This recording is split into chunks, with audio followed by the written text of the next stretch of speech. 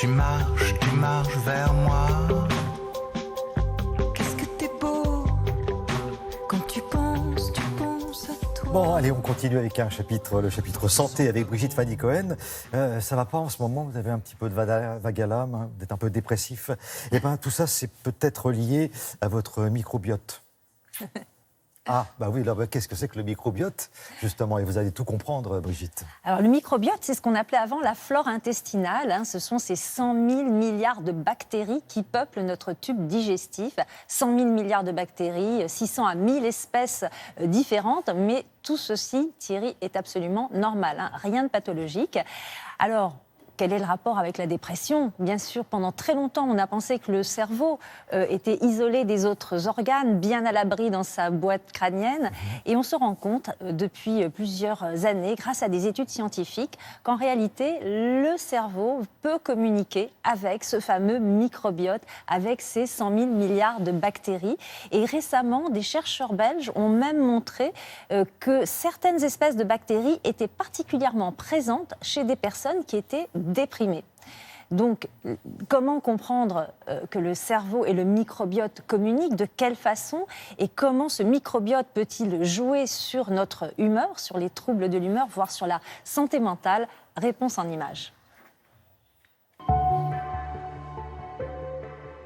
Le microbiote intestinal communique avec le cerveau, grosso modo, par deux grandes catégories de voies. Il y a tout d'abord la voie nerveuse, c'est-à-dire que les protéines ou les petites substances produites par ce microbiote vont stimuler les nerfs qui sont dans la paroi du tube digestif et qui vont véhiculer des informations jusqu'au cerveau. Ces mêmes petites protéines produites par le microbiote, par la circulation sanguine, vont pouvoir atteindre le cerveau et agir sur son fonctionnement.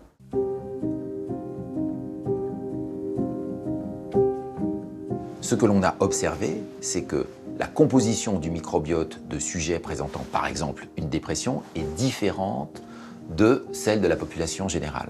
Et donc ce qui joue, c'est pas tellement un germe particulier qui va induire la dépression ou qui va au contraire nous en protéger, c'est un déséquilibre dans la variété, dans la composition, dans la concentration des différentes bactéries. On s'aperçoit que certaines sont surreprésentées en cas de dépression et d'autres sont sous-représentées.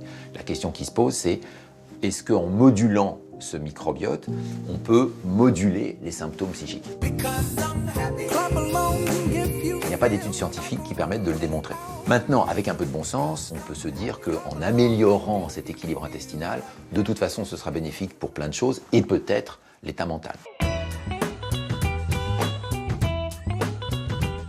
Pour essayer d'améliorer la quantité de micro-organismes du tube digestif et surtout leur diversité, il faut privilégier une alimentation riche en fibres, en fruits, en oléagineux et pauvre en graisse ou en viande rouge. Finalement, un régime qui est assez proche du régime méditerranéen. La deuxième façon d'agir, c'est l'utilisation de probiotiques. Le probiotique, c'est un médicament ou un complément alimentaire qui est en fait un ensemble de micro-organismes ingérés par l'individu, mais il n'y a aucun probiotique qui ait une indication validée dans l'amélioration des troubles de l'humeur, même si on a quelques études ponctuelles qui montrent que l'association d'un antidépresseur et d'un probiotique pouvait transitoirement améliorer l'efficacité du traitement. Bon, bah ça au moins, ça c'est clair, c'est précis. Mais alors, est-ce qu'il y a un régime, Brigitte, qui serait, qu'on pourrait appeler le régime antidépression ? Alors, c'est un peu exagéré d'avancer ça. Il n'empêche, des chercheurs de l'INSERM et de l'Université de Montpellier ont réalisé récemment une étude sur 36 000 personnes en France.